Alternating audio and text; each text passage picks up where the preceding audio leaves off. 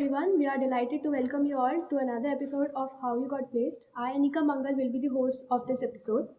Today we have with us our two extremely knowledgeable guests, Deeksha Agrawal ma'am and Sir Sayantan Banerjee sir. So without any further ado, let's learn more about their journeys.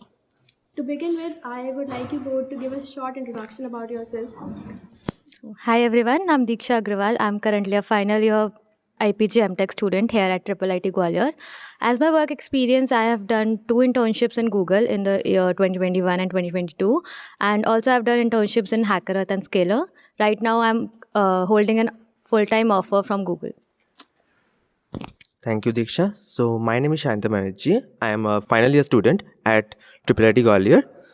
Android जो था वो मुझे ज़्यादा पसंद आया था and I actually dwelled into Android development. So in second year, I actually did 2 startup internship at Android and also applied for an organization for GSOC. Actually, GSOC में rejection आ गया and that hurt. So third year में I actually switched to competitive coding, which changed a lot for me because that actually helped me in future. In fourth year, getting Intuit internship. And also after that, through Android, I actually got Mercari internship. After that, I did both of the internship and actually got placed in both of them and got the PPO offer. So currently, I'm holding offer from both Intuit and Mercari. Okay, so my first question is to you, Sayantan sir. Sir, as we know, you're the former intern at Mercari and Intuit and have successfully converted it into a PPO. So kindly share us with the working experience in the organization and the ways to convert it into a internship into a full-time offer. Okay, so let's get on to the journey of both of them. So both of them, like Mercari and Intuit, actually had different ways. So first of all, in the Mercari, I actually applied through the careers portal, getting a referral. So in that, I actually got a OA link, and that OA is actually pretty easy compared to other companies. I have to do 3 questions in a span of 1 hour. After that, there were actually 2 interviews. One interview is a technical interview, and I was actually looking for Android role. They actually asked all the questions from Android itself. After that, the second interview, it was actually a managerial interview. So after all these interviews were cleared, I actually got the role for internship at Mercari. So talking about the work experience at Mercari, I think it is not actually a company where they hire to do some small tasks. It actually hire interns to do the full-time task, and they're actually having a ground-up application. In India, we actually have OLX, right? In OLX, we can buy and sell stuff. In Japan, it is actually the work of this Mercari platform. So they are actually having this application in Android, iOS, everything. So for that Android application, they actually hired me and took it to in their team. So मेरा काम actually basically वही था कि जो भी teams में bugs वगैरह आता था, जो भी फीचर्स उन लोग को अपडेट करवाना था, उसी चीज़ में हम लोग को काम करवाते थे. एंड ऐसा नहीं कि इंटर्न है तो ऐसे कुछ बच्चों वाला काम कर देते थे. जैसे ही हम लोग मतलब जो भी सीनियर मैनेजर्स था, जो भी सीनियर लेवल पे एम्प्लॉयज़ था, उन लोग को भी जो काम मिलता था, हम लोग को भी वही काम मिलता था. So this is all about Mercari. So coming to Intuit, in Intuit, they are actually a very big organization and they're actually divided into multiple sub-teams. In that, one of the teams I actually got into, and it was actually more about the back-end development. So in under my manager, there are actually 2 interns. So both of us, we actually have to work on improve on the existing technology. And then after successfully completing our project, we actually go through a presentation from all the senior most employees. After all of this have done, we actually got the PPO result from Intuit. So that's all for how to converting an internship to PPO. Thank you, sir. Deeksha ma'am, in addition to interning at companies like Scalar and HackerEarth, you have also successfully been placed at Google, which is a dream company of many. So kindly tell us about how you came across this coveted opportunity and what was the interview process was like. Okay, so बिल्कुल starting से what happened was in my second year I tried for step internship. Like step internship is something kind of SWE जैसी होती है, but it's for first year and second year students. So I tried for that, I applied for that, but I was not shortlisted at that time. So after that I started doing DSA and like I got into competitive programming. There was a lead code start किया था. So after that in third year I again tried for the step internship. So for that I had one person, so like he was really guiding me through all the process and he was basically mentoring me, so he gave me a referral for that. So first step internship I applied, and then I got shortlisted for that. But since I was graduating in 2023 and basically I was a third year student, so what my recruiter said was that I was not eligible for step internship. So she was like that, okay, so we can't take your interviews, basically. So I was really heartbroken at that time. But after a few months, she herself contacted me that maybe we can take your interviews as a SWE intern, and if everything goes well, we can proceed with that. So I gave my interview. So क्योंकि वो internship के लिए था, तो it was basically 2 interviews, so 2 DSA based interviews. So they were both scheduled on the same day. So but my first interview got cancelled due to some reasons. I don't know, but so my second interview was basically purely DSA based. I was asked questions, like 2 or 3 questions on DSA, and the next day I had my the first interview that got cancelled. So in that, what happened was like the interviewer, like he happened to ask me DSA questions, but it was not like the basic DSA questions that you usually get on Lead Code. So what he wanted was, he basically wanted to check how am I approaching the problems and like what I am doing. So it was kind of a puzzle plus DSA based questions. So the code was like not too hard, but reaching that to that point. So like he was basically trying to help me through that like question journey and what basically I am thinking and how I am approaching the problem. So the second interview was mostly like puzzle based and like very easy DSA, but more on your logical thinking as like that. So so I gave my 2 interviews, and then there was no reply from the recruiter. It was around 2 or 3 months after that I directly got a call from recruiter that you're selected, and I was really happy at that time. And so like it was in my 3rd year. So after like 3rd year के बाद जो समय था, I did my internship. उस time COVID था, तो it was all online. And after that, after your internship, if you are in your pre-final year, you basically get an opportunity for a PPO. But I was not, so I was in my 3rd year. So what they did was that like they looked at my work. It was mostly front-end based in my first year. So it was front-end based. I actually like, it was really great. I actually मतलब मैंने काफ़ी designers के साथ भी काम किया, and I work with my team. So like काफ़ी कुछ सीखने को मिला था. And after that I basically got a re internship offer for the next year. So I had an offer. So next year जब वापस से like it was initially they were saying that it would be hybrid, but due to Covid again it was all online. And this time it was more on the back and side, like my project. And so what my project this year was like, it was basically I had to automate an entire task that was actually being done by engineers manually. So it was a completely like new project that they gave me. So initially we started with like how we could approach the problem, like and what are the different like problems and solutions that we could take. So it was like basically an entire project that I designed in my 3 months, and my mentor really helped me with that. So after that, what happened was like basically if your project review is really good, you could directly get the PPO offer, or you could have some interviews. So like after my internship ended, तो उसके 1 या 2 weeks बाद I got like email that I have that PPO offer. So for me, Google was basically I started in my 2nd year. I tried, I wasn't able to get it. And after that, basically I would say for Google, you need to prepare DSA interviews. Like for DSA, you have to prepare a lot.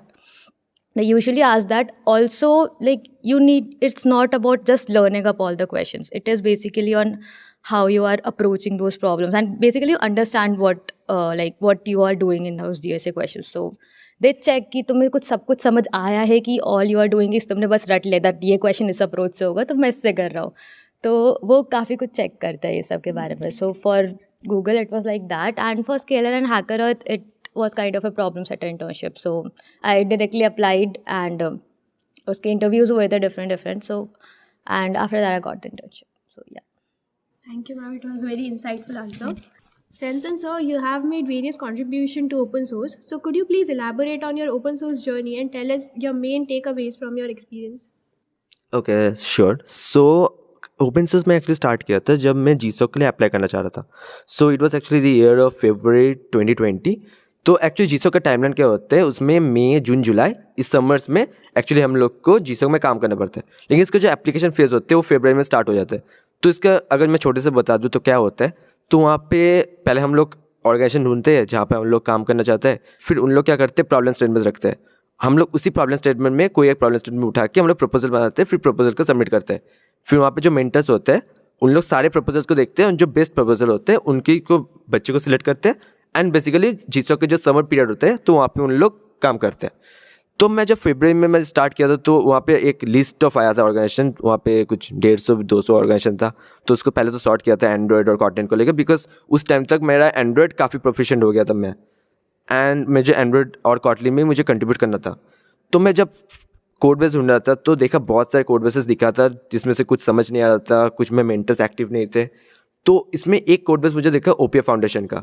तो OPF foundation का जो mentors वगैरह थे, जो गिटर जो channel होता है communication के लिए, वो बहुत एक्टिव था। जो भी कंट्रीब्यूटर्स थे सब लोग बहुत ही एक्टिवली बात कर रहे थे, काम कर रहे थे। तो मैं उन लोग को बोला कि मैं न्यूबी हूँ, मुझे जीसो के लिए मैं अप्लाई करना है, तो मुझे कोड बेस में कंट्रीब्यूट करना है। तो उन लोग ने क्या किया, मुझे एक बिगिनर इशू अलॉट किया और उन लोग बोला कि तुम इसमें अपना कंट्रीब्यूशन करके पुल रिक्वेस्ट ओपन करो। तो उसमें पहले फिगर आउट किया कैसे काम कैसे करते हैं, फिर जब हो गया काम तो मैंने पुल रिक्वेस्ट ओपन किया। तो वहाँ पे कन्वर्सेशन के बाद 1-2 दिन में वो मर्ज हो गया था। So that was how the open source journey got started. उसके बाद क्या किया था, मैं बहुत सारे पुल रिक्वेस्ट एंड बहुत सारे इश्यूज़ पे काम किया था। कुछ हार्ड भी थे, कुछ अच्छे लेवल के थे। तो वो सब करने के बाद इन दी एंड 12 पुल रिक्वेस्ट मर्ज हो गया था। इसी के चलते मैं जीसो का जो प्रपोजल था वो भी सबमिट किया था उसी ऑर्गेनाइजेशन में, बट अनफॉर्चुनेटली एक और बंदे का प्रपोजल मेरे से अच्छा निकल गया एंड उसका जीसो हो गया, एंड उसमें मेरा जीसो में नहीं हुआ। बट लर्निंग्स के हिसाब से मुझे बहुत कुछ पता चला, क्योंकि जो चीज़ हम लोग एंड्रॉयड में एकदम जो लेटेस्ट टेक्नोलॉजीज जो बाहर की दुनिया में चलते वो सब सीखने को मिला। कैसे एक साथ 20 लोग एक ही प्रोजेक्ट में काम करती है समझने में आया, कि हम लोग का जो कमेंटिंग होता है, जो ग्रामर होता है, जैसे भी नीट फिक्सेस बोलते हैं, वो सब कैसे होते हैं, कैसे एक और बड़ी ऑर्गेनाइजेशन में काम करते हैं, ये सब कुछ समझ में आता है ओपन सोर्स से। सो मैं रिकमेंड करूँगा कि अगर तुम एक डेवलपर हो एंड तुम डेवलपमेंट साइड में जाना चाहते हो, जीसो के चलते या MLH या बहुत सारे ओपन सोर्स की होता है प्रोग्राम्स वगैरह होते हैं जिसमें तुम ट्राई कर सकते हो एंड बेसिकली कंट्रीब्यूट करना शुरू कर दो। Thank you, sir. Ma'am, you are a PhonePe Tech Scholar. Kindly throw some light on this program and how you came across this opportunity. So basically phone पे take scholar एक mentorship programme है। काफ़ी companies अपने अपने mentorship programme करती है। तो it is basically that like PhonePe में इट्स लाइक कि they guide you through DSA and competitive programming a little bit. And basically mentorship program किसी भी कंपनी का जो होता है, इट्स लाइक कि तुम्हें थोड़ी सी मेंटोरशिप मिलती है, plus you get to network with your peers, you get to network with the like engineers in those company. तो for PhonePe like for me PhonePe मुझे लिंक्डइन से I got to know that एक ये प्रोग्राम हो रहा है। तो if you have heard about it, like there is a site called cryo.do. Yeah, so like they have partnered with that site. So in this program, like initially they mentored us on DSA and a little bit of competitive programming, and after that उन्होंने एक project पे काम करवा रहे हैं. So that is basically a full blown full stack project. तो उसमें वो काम करवा रहे हैं and mentor कर रहे हैं, help कर रहे हैं if you like are stuck in somewhere. And after that they'll have interviews like for 6 months internship or like for full time offers and on PhonePe. So like there are different mentorship program that you could have, like famous ones Microsoft Engage, you have Google also have some mentorship programs like SPS sometimes, but it's like for every company the eligibility criteria and like how you get into that is different. So for that I would recommend ki LinkedIn pe active raho, because like all the opportunities you get are mostly from LinkedIn. Like you could get it from your friends, but the thing is mainly LinkedIn से ही मिलता है क्योंकि सब information अब वहीं पे आ रही है. And like basically I would say कि अप्लाई कर दो. So for PhonePe the process was to apply and then we had a coding test. उसके बाद रेज्यूमे शॉर्टलिस्टिंग होके लाइक शॉर्टलिस्ट हुए थे सारे candidates. So like don't be afraid for that, like your resume won't be shortlisted or something like that. बस easily apply कर दो. Even for first years and second years there are many mentorship program, like pre-final and final years के लिए कम होता है, but for first year second year काफ़ी mentorship programs होते हैं. तो like apply in that. थोड़ा सा मेन बेसिक resume create करके you could apply. And like mentorship programs वही जैसे मैंने अभी पहले कहा था, it helps in networking. So you get to know those engineers and I would suggest कि तुम उनसे bond बना के रखो, because they really help. Like mainly first मतलब जो बड़ी चीज़ होती है that is referral. Also you can like take some guidance from them कि तुम यहाँ पे स्टक हो, like how would they suggest to proceed. So like they have technical experience, उनको इंडस्ट्री का एक्सपीरियंस है, तो वो काफ़ी अच्छा गाइडेंस दे देते हैं उस दैट केस में. तो mentorship programs are basically for that. So you are a 5-star coder at CodeChef and specialist at Codeforces and Knight at LeetCode. You have an amazing global ranks in prestigious competitions like Facebook Hacker Cup and Google Kickstart. How would you describe your CP journey and consistency all while developing other skills?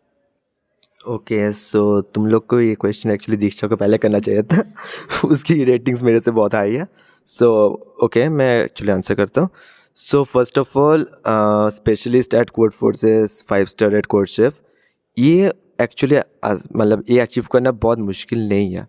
One thing is, मैं जो अपने batchmates में देखा हो, लोग करता ही नहीं है. ठीक है, तो एक तो हम लोग को कंसिस्टेंटली कंटेस्ट देना पड़ते हैं, प्रॉब्लम सॉल्विंग्स करना पड़ता है, तब जाके तुम लोग जब 1 साल 1.5 साल करते रहते हो, तुम आसानी से ये वाला जगह पे आ जाते हो. सो ये एक जो मेजर मोटिवेशन जो अपने बैच में देखा ही नहीं है लोगों को. जो लोग पहले से बहुत अच्छे से करते आ रहे हैं, उन लोग एकदम मिड एक्सपर्ट, हाई एक्सपर्ट से कैंडिडेट मास्टर इस लेवल तक पहुँच गए. मेरे बहुत सारे दोस्त ऐसे हैं. तो मैं एटलीस्ट जूनियर्स को यही सजेस्ट करना चाहूँगा कि जब 3rd ईयर में आ जा रहे हो तुम लोग, तब से या उसके पहले से अगर कोडिंग में, क्योंकि फाइनल ईयर में जाके प्लेसमेंट में जब कंपनीज आएंगे, तब उन लोग के जो ऑनलाइन असेसमेंट होते हैं, ऑनलाइन असेसमेंट बहुत हार्ड होता है. अभी के मतलब पोस्ट कोविड बहुत हार्ड होना शुरू हो गए. तो वहाँ पे क्वेश्चंस के लेवल अच्छे अच्छे आने लग गए. इवन इंटरव्यू में जो पहले क्वेश्चन किया जाता था और अभी जो क्वेश्चन करते हैं, बहुत अंतर है एंड बहुत हार्ड होने लग गए. तो उसके लिए क्या करना पड़ेगा, तुम लोग कोडिंग में टाइम देना पड़ेगा.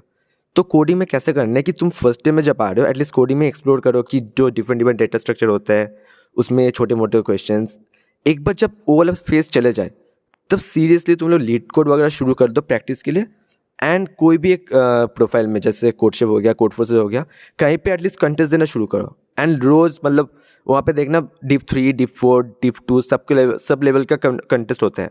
तो सब लेवल में तुम लोग पार्टिसिपेट करो एंड उसको एज अ स्पोर्ट ही लो. जब अच्छे से परफॉर्म करना है, अच्छे से करना है. एंड सबसे अच्छा ये और भी अच्छा होता है अगर तुम लोग कुछ टीम में कर रहे हो और टीम में थोड़ा कम्पीट करो कि हाँ ठीक है करते हैं, चलो अच्छे से करते हैं, ये सब होता है. तो बेसिकली मैं अपने दोस्तों को देखा हो कि बहुत लोग आके बहुत लेट कोडिंग शुरू करते हैं. जब कोडिंग के मतलब जब बेसिक्स क्लियर होता है ना, तब तक इन लोग 5th ईयर में आ जाते हैं और फिर उन लोग कोड शेफ, कोड फोर्सेस सब अच्छे से करते ही नहीं है, क्योंकि तब उन लोग प्लेसमेंट की प्रिपरेशन में लग जाते हैं. सो अगर तुम लोग अच्छे से पहले से करो एंड कंसिस्टेंटली करो, leet code for practice and code chef या कोड फोर्सेस फॉर कंटेस्ट, तो तुम लोग का अच्छी रेटिंग आ ही जाएगा इवेंचुअली. एंड एक और चीज़ बोलूँगा कि तुम लोग CP एल्गोरिथम्स पढ़ते रहना. CACS की प्रॉब्लम सेट भी काफ़ी अच्छा है. एंड अगर और भी ज़्यादा देखना है तो हैकर के ब्लॉग्स भी काफ़ी अच्छा है. So that's all for my CP journey. Okay, adding on to the previous question, ma'am, you too have a great experience and you too have done great in this field and have achieved multiple awards in competitions like Code Jam, Google Hash Code, Quora Programming Challenge, and so on. So kindly tell us how one should tackle such competitions. So like mostly Sayantan ने सब कुछ बोल दिया है, but adding on to that, I would say like for competitions, part low. You will have like initially you won't be able to solve even one question sometimes, but the thing is that you take part, you get to know how questions are like there, like what is the difficulty for that particular question. So like different competitions होते हैं. Google के होते हैं, Google Code Jam and Kickstart. So Kickstart is something जो साल में I guess 6 to 7 times होता है. It is basically a 3-hour coding contest that similar to what you will get in Codeforces or CodeChef. And like तो उसमें world ranking आ जाती है. And if you say for Code Jam, it is kind of a like incremental like contest. So you first give qualification round, उसमें जो shortlist होता है फिर round 1 देंगे, round 1A 1B होता है, and so on you get on to like the next levels of rounds. So after that world finals होता है. And apart from that you have Facebook Hacker Cup. So Hacker Cup is basically like Code Jam but by Meta. And also like there are many different competitions. So I would say like initially take part in that. जब तुमने coding journey तुम्हारी शुरू करी होगी, you won't be able to solve questions or maybe you will be able to solve 1 or 2, but take part in them. And after that what happens is like initially तुम नहीं कर पाओगे, उसके बाद जब कोडिंग जर्नी जब तुम्हारी तुम you would be more confident, you would be able to solve and attempt like many more question than that. And also like I know you have all have heard about ICPC, तो it is basically a team program that, तो उसमें तुम 3 like friends होते हो and you basically solve coding questions together. So you could try for that. And like overall general CP advice, adding on to what Sayantan said, like consistency is always important. And apart from that, जब तुम contest दे रहे हो for code force and code chef, for example, let's suppose that in a contest you are able to solve only 2 questions out of 6. So I would suggest that after the contest उनके editorials next day probably आ जाते हैं, तो go on to those editorials. ठीक है, if you are able to solve 2 questions, उसके 2 और कर लो, जैसे 3rd और 4th के तुमने जाके पढ़ा like how that question was solved, उसके बाद तुम अटैम्प्ट करो. सो व्हाट लाइक ऐसे हेल्प करता है ये कि अगर तुम सिर्फ कॉन्टेस्ट देते जाओगे तो you would be stuck at that particular level only. तो बट उसको इम्प्रूव करने के लिए जो तुमसे क्वेश्चन नहीं हो पाए जहाँ पे तुम स्टक थे, तो उसकी तुम एडिटोरियल्स पढ़ोगे तो you will get to know कि अच्छा ये इस तरीके से हो सकता है. You will improve your like how you are thinking उस क्वेश्चन को. तो that would help. So like main I would say कि editorials is important if you are into some competitive programming, like apart from the basics. After basics जो question तुमने attempt करने की कोशिश की but तुमसे नहीं हो पाया, always go through its editorial, like it really helps. Also I would suggest like काफ़ी YouTube channels हैं basically for like जो प्रो कॉम्पिटेटिव प्रोग्रामर्स है उनके, जैसे एरिक्टो हो गया एंड सेकंड थ्रेड हो गया. So what they do is कि जब वो अपने कॉन्टेस्ट सॉल्व कर रहे होते हैं तो वो उसकी लाइव रिकॉर्डिंग करके they post it. So like if you see 1 or 2 videos you will get to know कि वो कैसे सोच रहा है. तो इट्स लाइक सेम क्वेश्चन है, मे बी 2 और 3 मेथड्स है, तुम सेम मेथड से सॉल्व कर रहे हो but how you approach that problem may be different. Like वो कैसे अप्रोच कर रहे हैं, मे बी वो ईजी तरीके से कर रहा है. तो उससे एक होता है कि you get to know how other people are thinking for that same problem. तो उससे तुम्हारी भी लाइक थोड़ी सी थिंकिंग प्रोसेस अच्छी हो जाती है. तो I would suggest that. And like overall, like I would say that he already said what you could do in competitive programming. And like afterwards, like if you think that you know you have reached that saturation point where you won't be able to like do that much coding, in that case I would suggest कि जो तुम अभी कर रहे हो वो बंद कर दो and go on to like doing very hard questions, जो तुमसे नहीं हो पा रहा है. If you try to do that, कुछ hints आएगी and editorials जब पढ़ोगे तो you will get to know a lot more things. Like if you think you are saturated at this point, you have done all what you can do with competitive programming.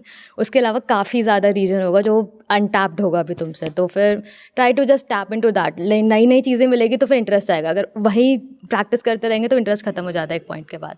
तो I would say कि keep learning for competitive programming and it really helps OA वगैरह में, क्योंकि post Covid online के चक्कर में सब कुछ बहुत डिफिकल्ट हो चुका है. तो it's like in a way you will have 1 or 2 hours and 3 or 4 competitive programming questions होंगे जो काफ़ी डिफिकल्ट होता है. So if you are just doing DSA, you probably won't be able to solve them. So CP is a great suggestion, but like it could be that maybe you are not interested in CP. So in that case तुम dev और ML में अपनी like proficiency बढ़ा सकते हो. It's not like everyone has to do CP, but everyone has to do DSA but not CP. तो अगर नहीं हो पा रहा है तो I would suggest कि छोड़ दो initially and focus on other things more. Like CP में इतना ज़्यादा time waste मत करना. You'll get to know like around 3 or 4 months if you practice that, if you are able to do CP or not. Yeah. Thank you, ma'am. So you have a lot of experience in the domain of Android development, including various projects and internships. How was your journey as an Android developer, and what would be your advice to beginners who wish to explore Android development? Okay so मैं जब आया था first year में तब तो बहुत कुछ explore कर रहा था, जैसे वेब हो गया, एंड्रॉयड ML. सो एंड्रॉयड में एक्चुअली मैंने मेनली इंटरेस्ट पकड़ा क्योंकि हम लोग एंड्रॉयड फ़ोन यूज़ करते थे और जब हम लोग एंड्रॉयड एप्लीकेशंस कुछ बना रहा था तो मुझे उसमें खेलने का मन कर रहा था. तो उसी हिसाब से मैंने अपनी एंड्रॉयड एप्लीकेशंस और एंड्रॉयड डेवलपमेंट स्टार्ट किया. तो जब मैं फर्स्ट ईयर में आया था, एक बहुत बड़ी गलती जो मैंने किया था कि मैं लोगों से उतना बात नहीं किया था रिगार्डिंग कोर्सेज वगैरह, क्या लेना चाहिए क्या नहीं लेना चाहिए. तो मैं इनिशियली एक कोर्स किया था, वो कोर्स इतना बेकार था कि मैं एक्चुअली एंड्रॉयड डेवलपमेंट बंद ही कर दिया था. तो जब फर्स्ट ईयर ख़त्म हुआ तो मैं अपने सीनियर से थोड़ा बात किया कि क्या करना चाहिए नहीं करना चाहिए. तो सीनियर्स ने एक कोर्स रिकमेंड किया, तो उस कोर्स के हिसाब से, यूडेमी का कोर्स था एक्चुअली, तो उस कोर्स के हिसाब से मैंने फॉलो किया. और जब समर था उस टाइम, तो समर टाइम पे अच्छे से मैंने फॉलो किया एंड कुछ 3-4 अच्छे प्रोजेक्ट्स बना लिया. तो ये था मेरा एंड्रॉयड डेवलपमेंट का शुरुआत. फिर जाके कुछ स्टार्टअप इंटर्नशिप पे अप्लाई किया था, फिर जाके जैसे जीसोक में बताया कि ओपन सोर्स में अप्लाई किया था, तो वहाँ पे और भी अच्छे से समझा कि क्या क्या होता है रियल लाइफ वर्ल्ड में। और उसमें जो जो चीज़ सीखा था जीसोक में करते हुए था, वो सब की अभी एक कोर्सेज एंड ऑनलाइन ट्यूटोरियल्स वो सब भी देख रहा था। एंड उसके चलते आगे जाके जब मरकरी के एंड्रॉयड एप्लीकेशन के एंड्रॉयड के लिए जब रोल निकला था और उसमें जो इंटरव्यू हुआ था, वो इंटरव्यू मेरे लिए बहुत ईजी हो गया था, बिकॉज उसमें मुझे ऑलरेडी सब कुछ आता था तब तक।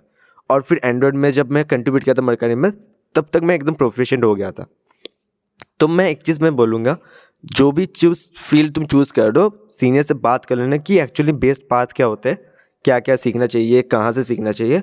एंड जब तुम फॉलो करोगे वीडियो कोर्सेज, बस वीडियो कोर्सेज से फॉलो मत करना, उसको इम्प्लीमेंट भी करना एंड करते करते चलना, ताकि अच्छे से समझोगे। And that's all for.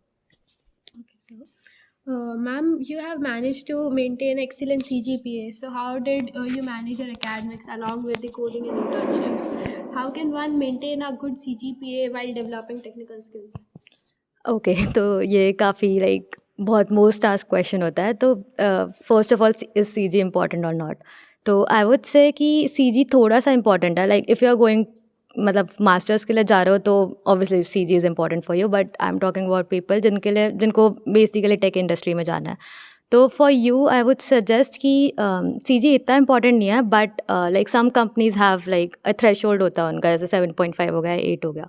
तो आई वुड सजेस्ट कि लाइक मेंटेन इतना C G P at least target for 8 so that you are above 7.5। 8 से अबव मेंटेन करके रखो तो यू वोंट बी लाइक, ये ऐसी दिक्कत नहीं आएगी that you are proficient in dev and C P और like whatever you are in, but you are not getting shortlisted just because of your C ji.